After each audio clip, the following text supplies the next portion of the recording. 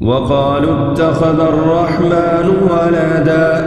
لقد جئتم شيئا إدا تكاد السماوات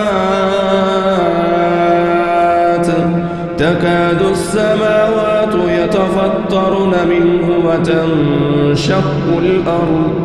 وتخر الجبال هدا أن دعوا للرحمن ولدا وما ينبغي للرحمن أن يتخذ ولدا إن كل من في السماوات والأرض إلا آتي الرحمن عبدا لقد أحصاهم وعدهم عدا وكلهم آتيه يوم القيامة فردا إن الذين آمنوا وعملوا الصالحات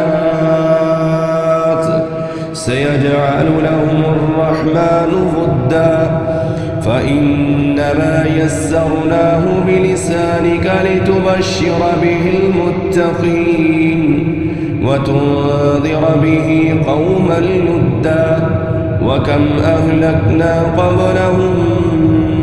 من قرن هل تحس منهم من أحد أو تسمع لهم ركزا